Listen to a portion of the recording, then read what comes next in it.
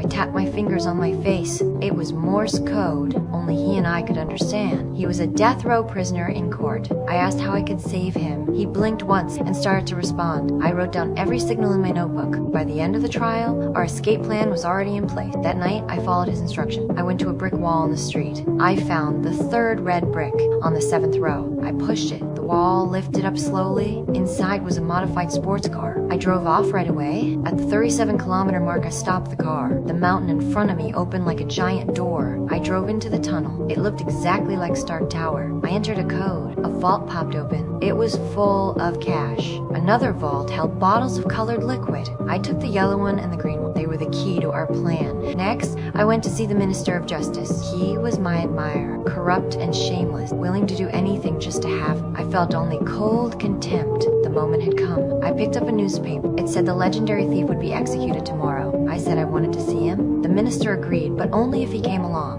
I smiled. That was part of the plan. That night, we entered the prison. We asked for a private interrogation. The microphones and cameras were turned off. The three of us stayed in the room. 27 minutes later, the minister and I walked out. The man was sent back to his cell. The next day, the execution began. He was brought to the guillotine. His face stayed calm, as if life and death meant nothing. The police chief grew uneasy. He remembered the human masks found at the man's home. He rushed forward, but it was already too late. The mask was torn away. The one executed was the minister. Last night in the room, I had injected the green liquid into his neck. It was a truth serum. He confessed everything. The stolen money, the vault secret, every detail. In the end, I gave him the yellow liquid. His eyes went dull. He offered no resistance, not even at the moment of death. The man wore his mask. He walked out of the prison right under everyone's eyes. The next day, he entered the office as the minister. He got the key to the bank vault. But a phone call from the chief alerted the secretary. He heard everything. He escaped to the back door. His cover was blown. The money could not be taken directly, so we moved to plan. I put on a mask.